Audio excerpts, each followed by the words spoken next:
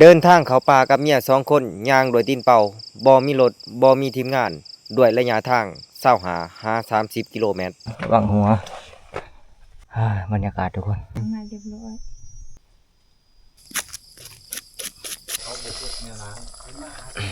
นี่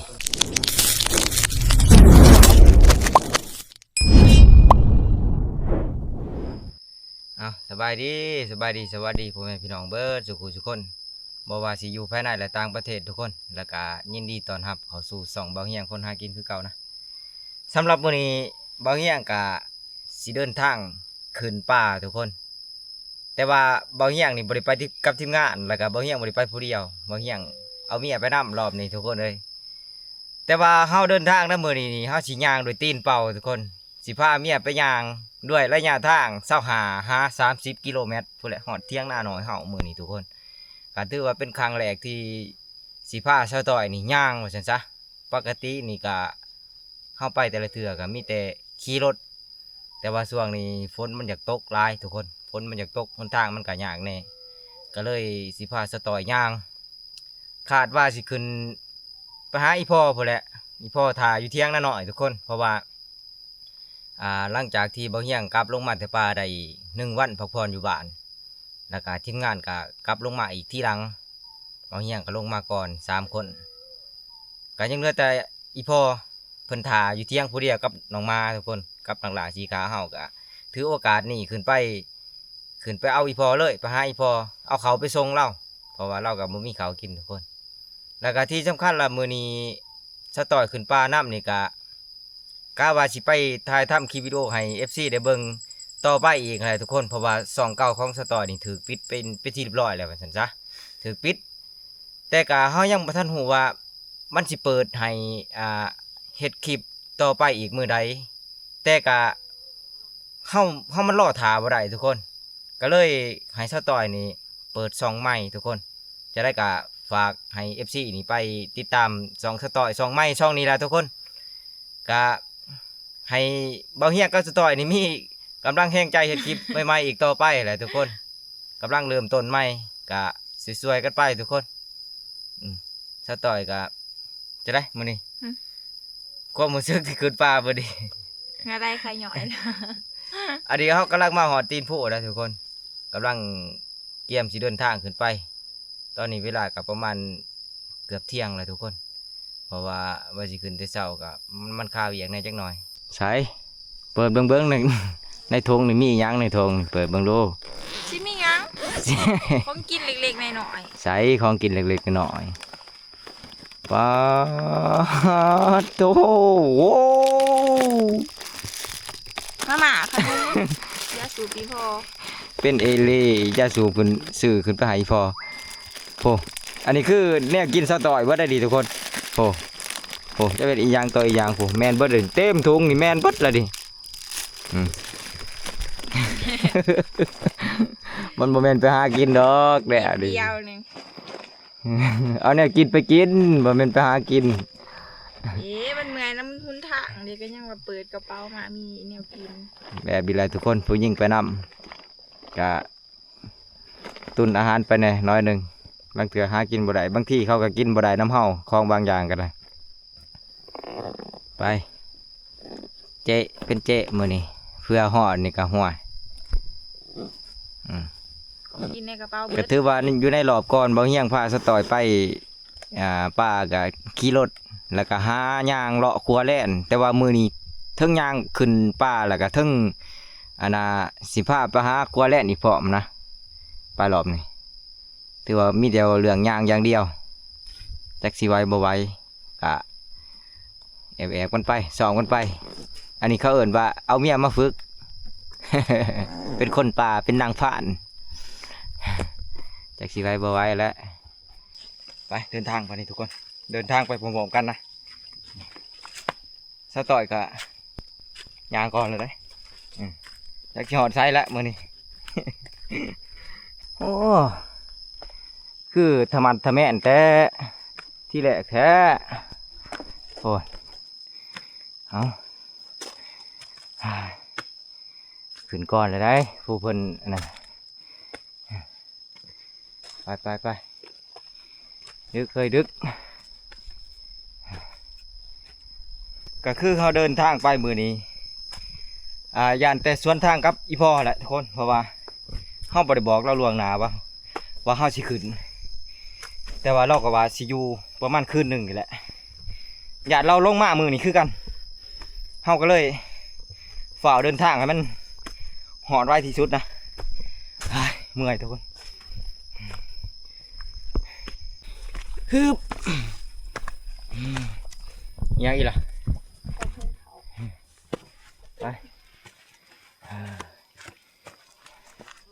ไปเรื่อยๆคะแนนมันบ่สูงปานใดเขาเดียวกับวิทย์ทุกคนถ้าวิทย์ก็ว่าสิขึ้นพร้อมกับทีมงานนั่นแหละแต่ว่าทีมงานเขาก็ลงมาเมื่อวานนี่ทุกคนก็เลยเวลามันบ่ตรงกันบ่เฮียงกับฟ้าวอยากขึ้นป้าแล้วกับฟ้าวอยากเมื่อบานเมียเนี่ยก็เลยขึ้นก่อนหัว ลงหรือขึ้นลงบ่นี่ว่าสิได้ดำหน้าบ่ได้ดำชาวคอบ่มีน้ำ ขึ้นบางเช้านี่ โอ้ยคืนได้3คืน อ๋อ3 มื้อละฮะ บ่มีบ่น้ำค่ะคนบ่มีว่าอยู่บ้าน อยู่บ้านคอยกันแห้งอยู่คำเตยนี่บ่แห้ง โอ้มาเจ้าก็บ่เอิ้นมาแน่ น้ำห้วยเสือกครับผู้ที่เคืองพังน้ำห้วยเสือกครับลายลี มันคอยเป็นหยังมันจ้าแล้วสิได้กินของยอดคนตกนี่ ก็ว่าสั่นนั่นแหละ หลายคอยบ่มีคือกัน ยอดเอาเครื่องนึง มีแต่อีพ่นสูง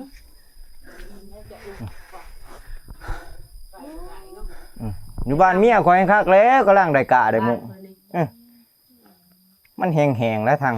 คือกันเด้อ ทางเฮายังว่าไข่ จ้าบ่เป็นหยังเนาะ แม่น ไปน้ำพวกอันนั้นแล้วมันจ้ะเนาะไปนอน ขึ้นไปส่งเขาเท่าพ่อ มันอยู่พุ่นผู้เดียว เห็นอยู่ โอ้ไม่ต่อกะเบิ่น พอมีลงมาแล้ว มาเมื่อวานนี่แม่นอยู่ผู้เดียว คอยมีแต่เฮาก็ย่างเราคอย อันนั้นแหละเราไปเศร้าอันแหละเดี๋ยวผม สิแม่นน่ะเพิ่นสิอยู่เป็นหมู่กันนั่นแหละ ลงไปดำหน้าแล้วว่าฝนตก เอาไปก่อนบัดนี้แน่มาอยู่แต่เฮิงก็บ่เฮากันเนาะเอาวิทย์แล้วแหละบัดนี้ จังได้แล้วครับว่าเฮา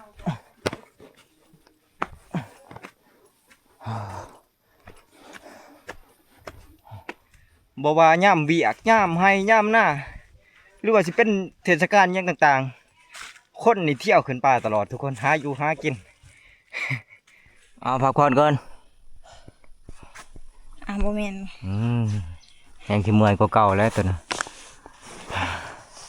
หัว อย่าดมกาขี้มาแหง อย่าดมกล้าขี้มาแห้งแนวใดเมื่อยป่ะ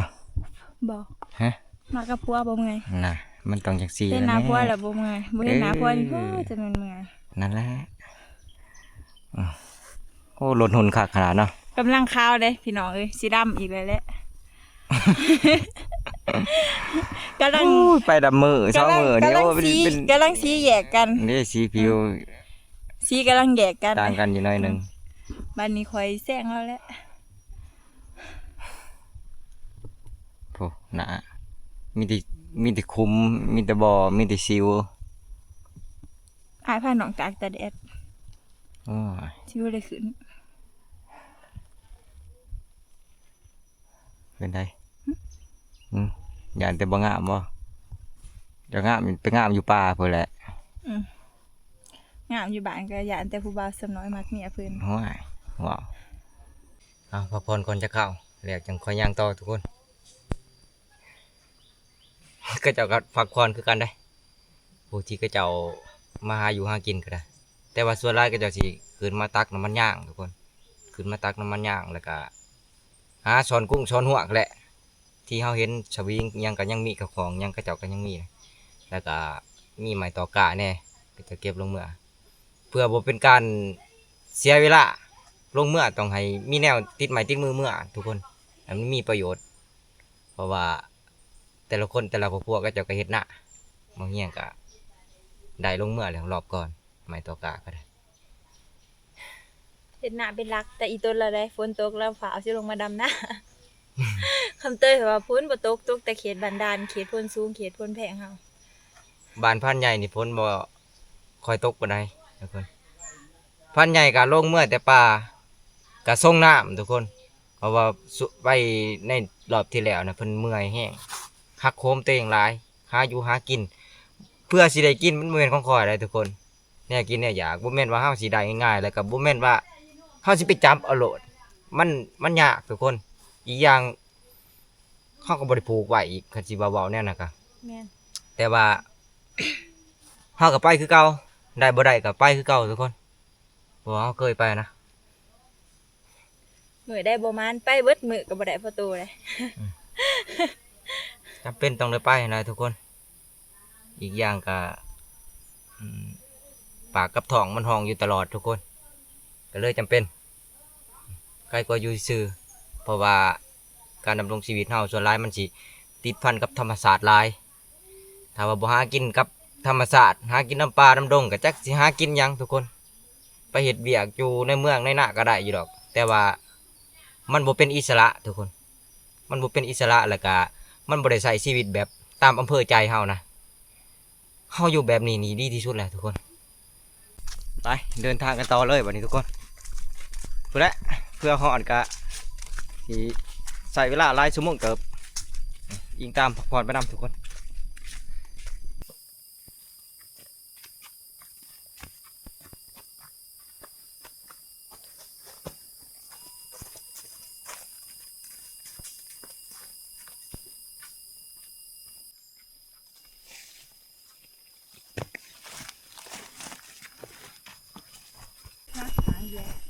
นักอยู่บ่เฮ้ยนักขางใดกระเป๋าจะนักอยู่บ่ สูบอันเดียวนะให้ถือนักไว้อยู่บ่กาวอ่ะ ก็ได้เรื่อย ไปเรื่อยๆ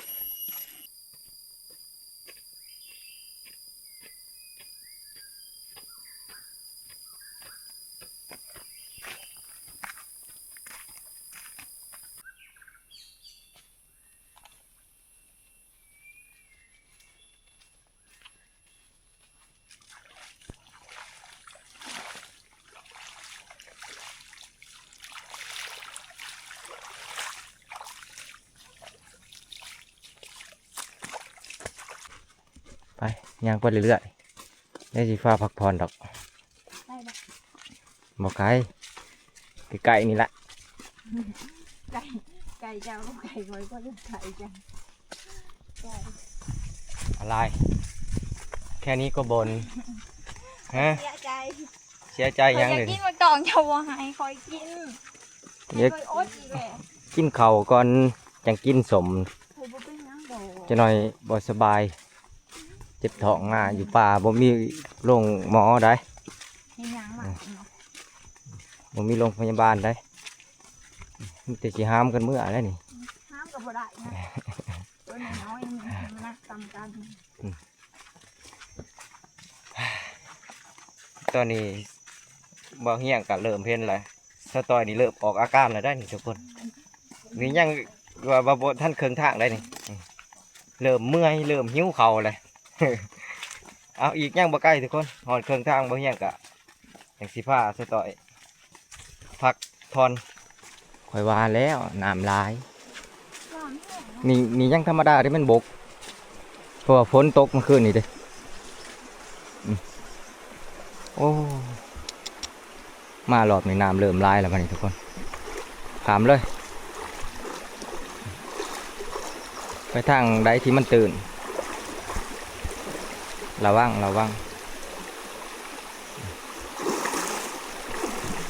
ไปเลย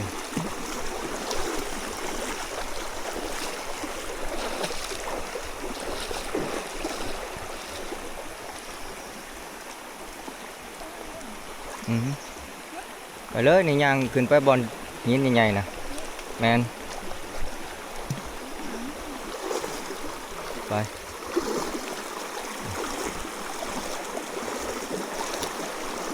มารอบนี้น้ำเริ่มร้ายแล้วบัดนี้เพราะว่าฝนตกเด้เลยพี่ไปเบื้องขวามือพี่เบื้องนี่ไป เอาพี่ยังวะคนขึ้นพุ่นเลยอยากบู๊ป้าบอกป้ายางทางดีๆบอกอยากย่าง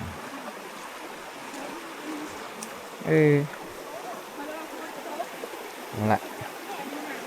นี่ใครในน้ำมันร้ายสนิยังขามได้อยู่ถ้าว่าน้ำร้ายกว่านี้นี่ขามบ่ได้แน่นอนบ่อย่างกับสตอยผ่าสตอยย่างแกงแดดบานนี่อยู่กลางด่านเลยทุกคนปกติกะส่วนใหญ่สิย่างแต่น้ำดงแต่ว่านี่คือเส้นทางลัดเห็นซะเขาย่างลัดทุกคนมันก็สิไกลกว่ากันนี่แต่ว่าขอเสียมันก็คือเขาได้ย่างตามด่านแบบนี้แหละนี่มันก็เลยแดดแต่ว่าก็ยังมีข้อดีอยู่ได้ข้อดีก็คือเขาได้ชมวิวไปนำสัมผัสบรรยากาศธรรมศาสตร์ไปพร้อม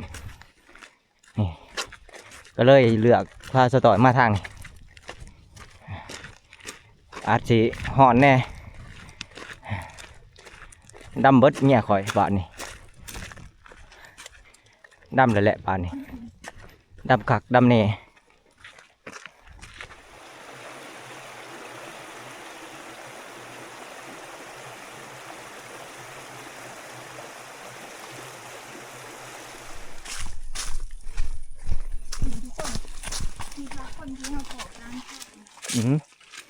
อันแหละ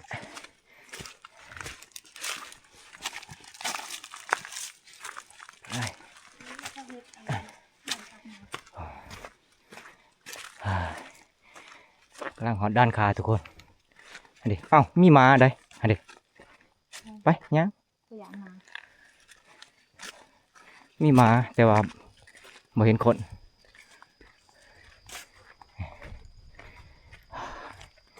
อันนี้คือที่พักของคนภายในหมู่บ้านนะทุกคนมองที่ห้องพอก็เจ้าอันแหละตั้งแต่อันน่ะห้องขึ้นมาอันน่ะนี่ก็จะมานอนอยู่นี่แหละมองห้องพอก็เจ้านะนี่ก็เจ้าขึ้นมาน้ำมันย่างนี่คือที่พักก็เจ้าที่นี่เห็นแต่มาสงสัยมาตัวนี้มันขี้ขานลงมันเลยบ่ลงมีแต่คนลงสิพาสตอยมาพักอยู่นี่ก่อนตอนนี้กำลังหอดเครื่องทางทุกคนพาสตอยนั่งพักผ่อนอยู่นี่ก่อนสตอยหิ้วขาวแห้งเลยว้าวนี่แหละ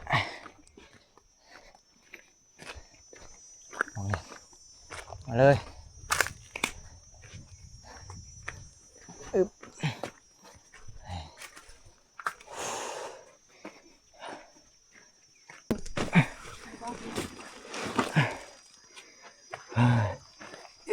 โอ้ย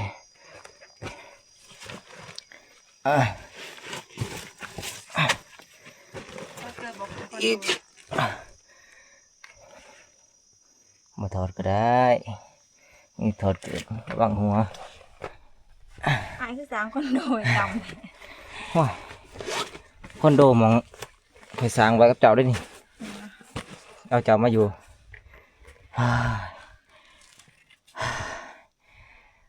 บรรยากาศทุกคน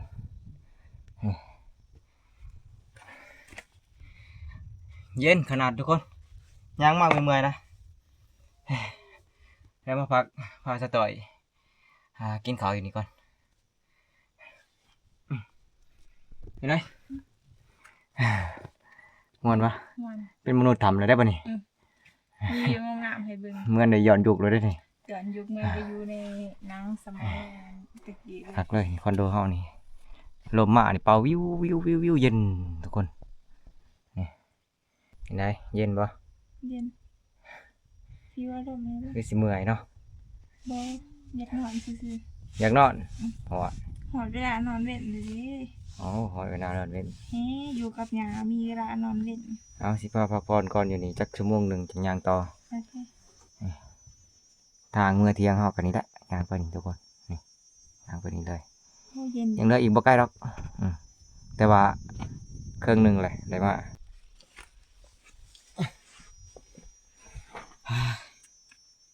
เย็นทุกคน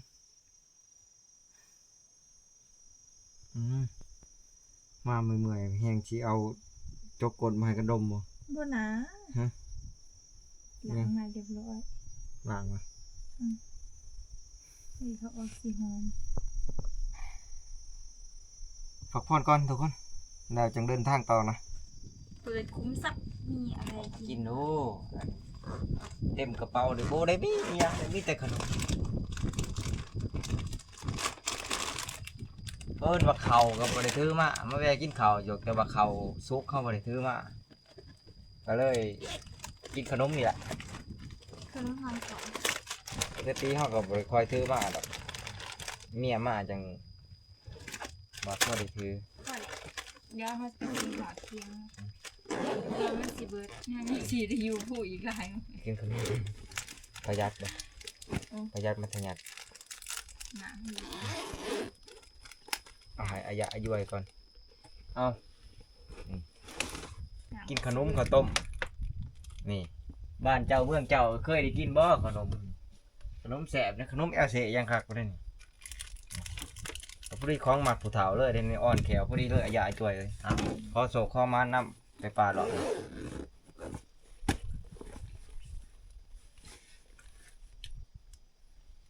ผมบางตาขอบคุณครับ ห้องของไปก่อน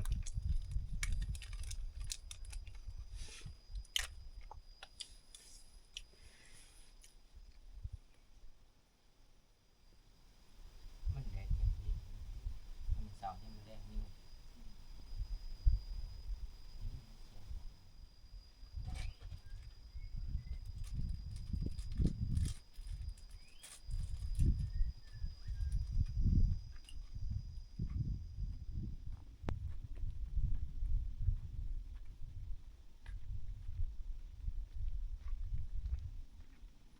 ไปเลย เป็นทางของ ไปทางแบบนี้ละทางลัดยังวะบ่เป็นทางเอกชน ชนะไปอีกกันสุดด้วย อืม ดี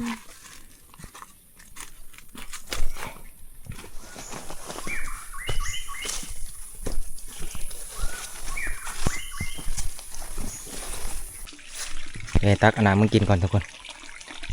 น้ำใสนี่ว้าวนี่อื้อหือน้ำแร่จากธรรมศาสตร์ทุกคน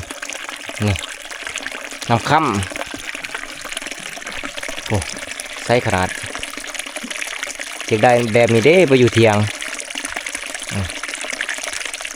สุดยอดความใสทุกคนเท่าๆกันกับน้ำสะอาดเลยนะ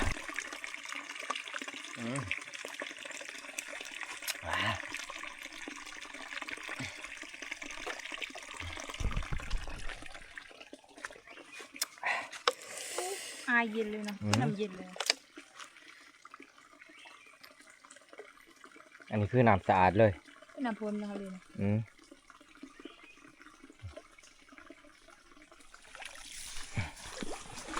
ไป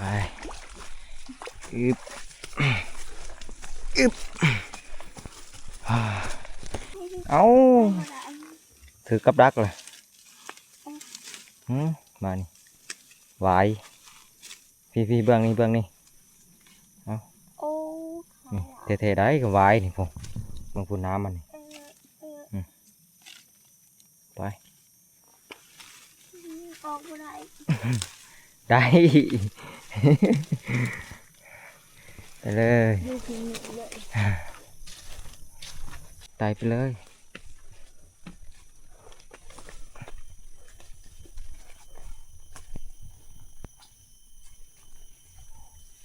ว้าถอดเกือบงานหมื่นบ่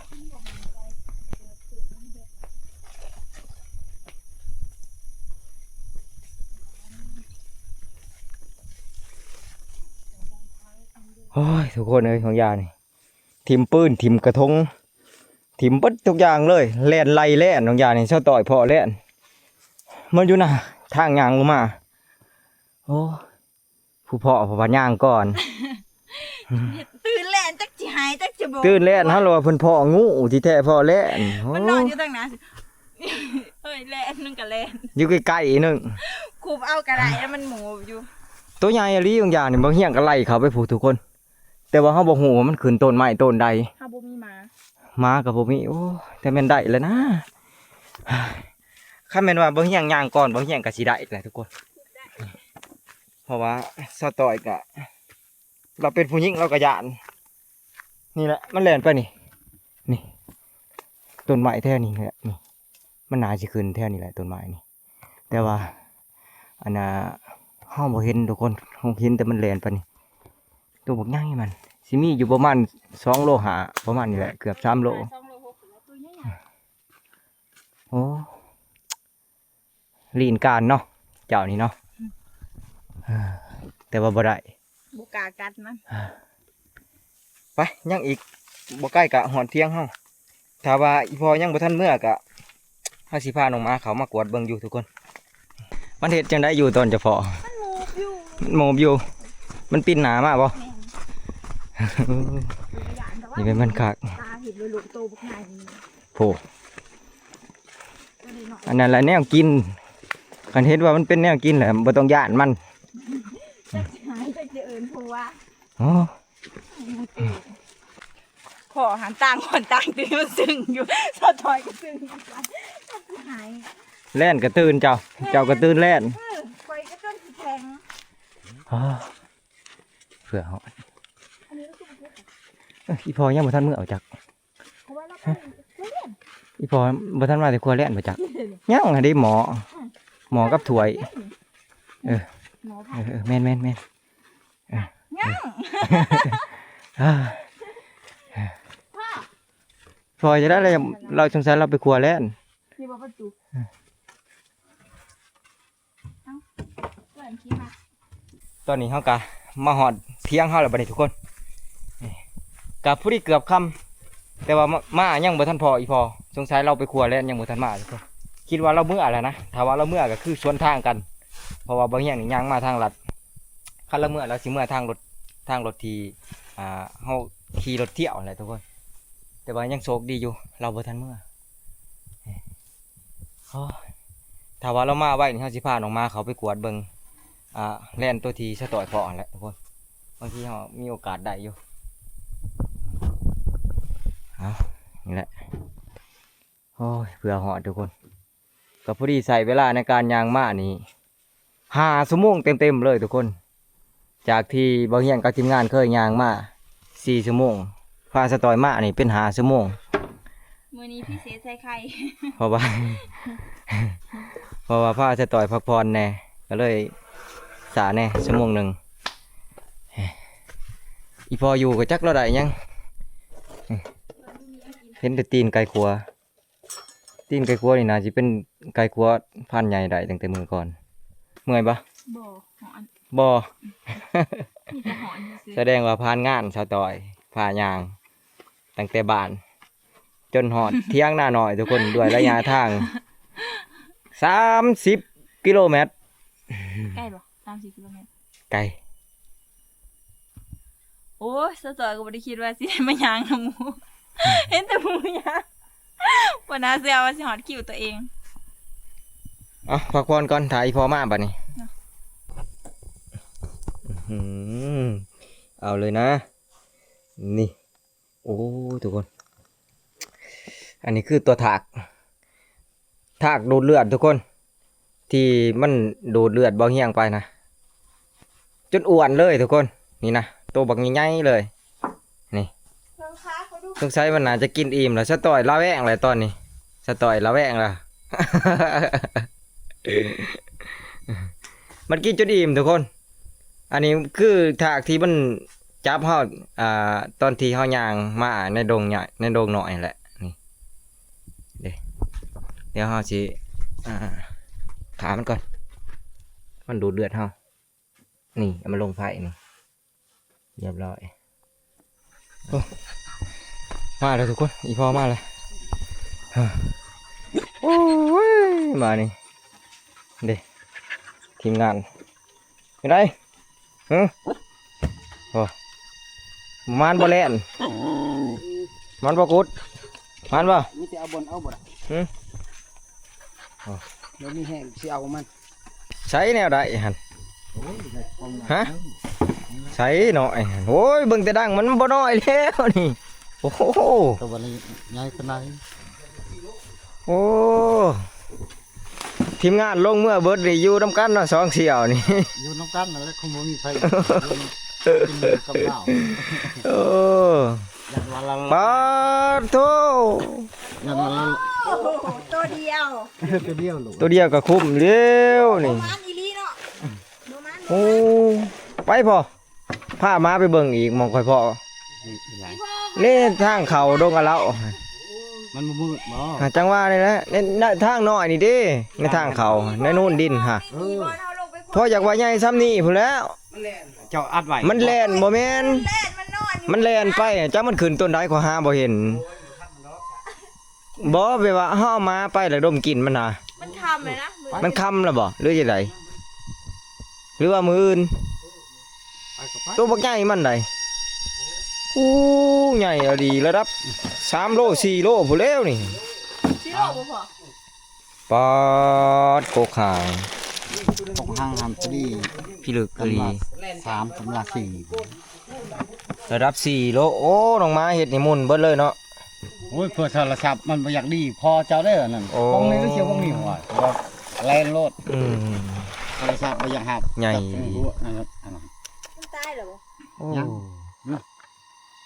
นี่บ่ได้ใกล้ ใหญ่อีหลีโอ้เอ้าพอมันตัวหนึง มันตัวบ่ใหญ่ ไปเบิดมือหั่นมื้อนี่ฮะบ่ เอ้ยว้าวช่องเถื่อไป โอ้ ไปรอบช่องนี่ นี่ ก็ไป แล่ ไป น ไป มัน มัน นอนอยู่นี่ อืม ไปมันไปรวมกัน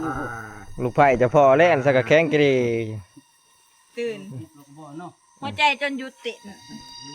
โอ้ยอีพอมันตัวใหญ่ขอยาน เบิดแล้วพอดีครับผลนี่เบิดแต่ตกเช้านี้แหละ แน่ เพราะว่าอันนั้น แจ้งเขาร้องคืนเนี่ยมันตก คือกัน ตกกระบอกอัน บ่ นั้น แย่ เลย มันตกช่วงเด้อ คือนี่ว่าสิไปเยื่อมันไปท่องเที่ยวเนี่ยเพราะว่ากันเยื่อเนี่ยแม่อันนี้ไปน้ำจะไม่ไอ้มาแล้วต้องไปนะเจ้า คนเฒ่าไปครัวแล่นนี่แล่นขึ้นต้นไม้ต้นใดก็บ่ได้โอ้ตายเลยแดน เป็น นี่ คนหนุ่มไปมันบ่ได้ เออ โอ้ยคนเฒ่าไปคนนี้อันนี้นี่คือคนหนุ่ม ตกลงกับพ่อร้ายมันบ่แล่น มือแรกมือนี้มือพ่อ4-5โตเลยโอ้ยยาโตก็จักน้อยจักใหญ่ นี่เห็นว่าได้นี่ก็หมาครบได้ซ้ำนี่ แน่ นี่ดิ้น แล่นกันไหนแล่นนมคือคนนะแล่นกันดิ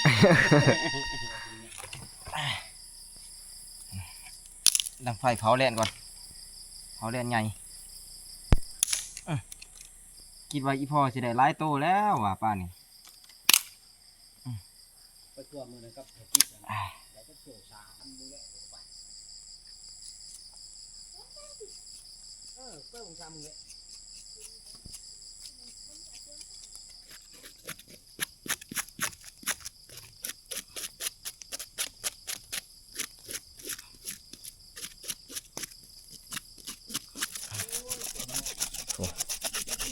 ทางเลยบักใหญ่มันเลยทุกคนนี่แต่กินแตะหางมันนี่กับพ่อแห้งเลยนะนี่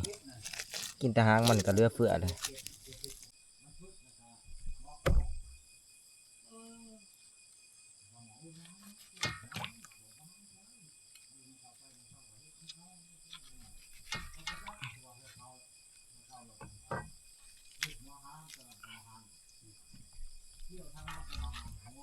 ตัวนี้ก็สิเฮ็ดกินนี่ตัวนี้สิเอาแกงกิน มีแต่เครื่องในมันได้นี่กับหางมันน้อยหนึ่งนี่ก็ถือว่าอันน่ะนี่เลือเฟือทุกคนนี่ดิอ่ะส่วนที่เหลือก็เอาขึ้นหิงอย่างนี่แต่ว่าหางมันสิปลาไปกินมื้อเช้าสิปลาแบบสดๆเลยปลาไปก่อยกิน ตัวนี้ขึ้นอย่างเวัดตัวนี้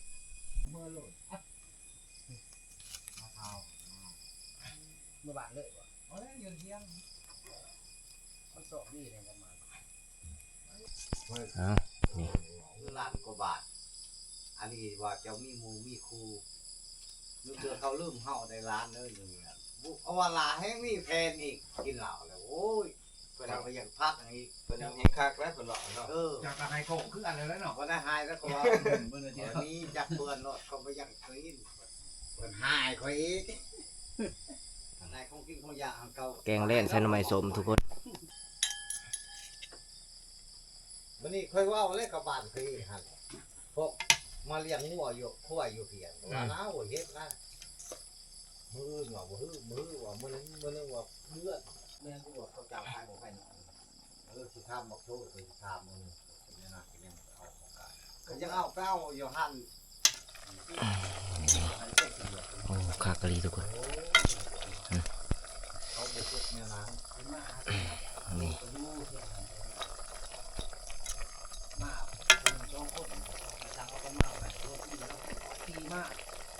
มันใจตีมัน อันนี้ก็คือตับเล่นนี่อันที่ตำให้มันมุนๆแล้วก็ก้อยใส่แจ่วก็เอิ้นว่าแจ่วตับทุกคน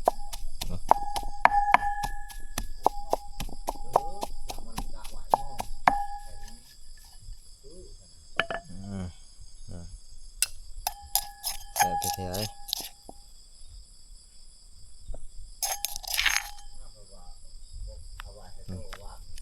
แจ่วตับ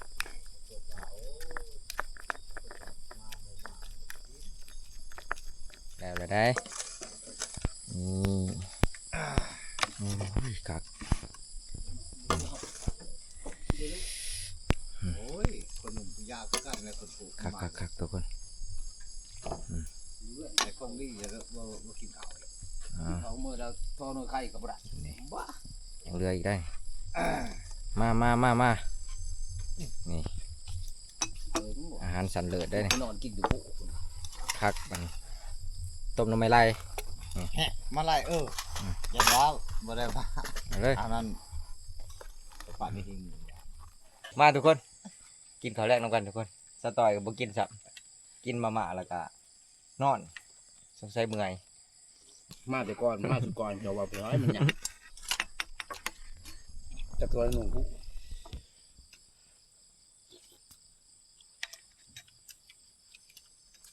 ก่อเจียวจะมาไล่เขา แจ่ตา ร้านตับมัน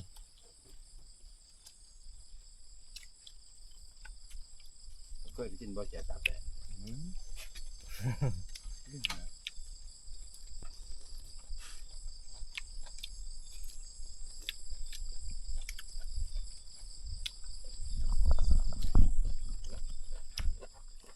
แซ่บเนาะ ยางมาในมือนี่ก็บ่หานกินหลาย มากนะ จะกินทำหน่อยมาคงเขาเด้อมันตัวสีบอกเฮา แต่ว่ามันไม่มักกิน นี่ตัวนี้นะที่พ่อโยนี่บอกเบิ่งโดนปางที่ดิน ก็ได้แซ่บเนาะ แต่มันงะ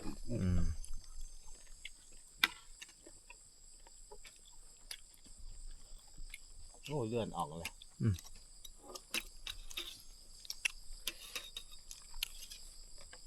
กำลังทำหมูหอดคนละบอกขวายคนเคยเห็น มันไม่เห็นหอดมันบ่ โอ้ยคืนนี้ว่าสิไปคนแบบเงี้ยทำพออยากไปบ่บ่ายโมงว่าเตะหัวคำนั้นมันเหรอ แสดงว่ามันมีหมากใหม่หมากได้หมากหนึ่งที่มันกินอย่างเที่ยวมาขนาดมีแต่ข้างในมันได้กับหัวมันหางมัน ปลายหางมัน หางมันปลายหางมัน ได้ผู้ทวดและ ระดับ10คนกินโอ้เบิดแหละดู แม่นใช่ไหม ใจเย็นอย่าหยาดกันอย่าหยาดกันอย่าหยาดกันอย่าหยาดกันเอาไปเอาบักดำมาเอาบักไล่เอาบักกุดเอา เพราะว่ามาแดงมัน บักเกิบ ยากมาทำมันก็ให้ต้อนออกเอาอย่างที่ สำหรับการเดินทางพาสตอยขึ้นมาป่าในเที่ยวนี้กะบ่เฮียงกะสิได้มาใส่ชีวิตอยู่ในป่าหาอยู่หากินอยู่ในป่านี่ประมาณ3 วันหรือว่า4 วันจังสิได้เดินทางกลับบ้านมานี่ทุกคนก็อิงตามสภาพว่าซั่นซะมื้อนี้มาก็ถือว่ามันเป็นมามื้อแรกทุกคนมามื้อแรกก็ยังบ่ทันได้หยังดอกเพราะว่ามาฮอดก็ค่ำพอดีเลยทุกคนก็พอดีพอเราได้แล่นมาตัวหนึงก็ ก็กินข้าวอิ่มแล้วไปที่รอดบัดนี้ทุกคนแกงแล่นนะแล้วก็สำหรับมื้อนี้บ่เฮียงก็สิขอฝากไว้สำนี้ก่อนสำหรับคลิปนี้บ่เฮียงขอจบไว้สำนี้ก่อนทุกคนสิเป็นจะได้ก็ขอขอบคุณขอบใจนำ FC เบิดสุขุทุกคน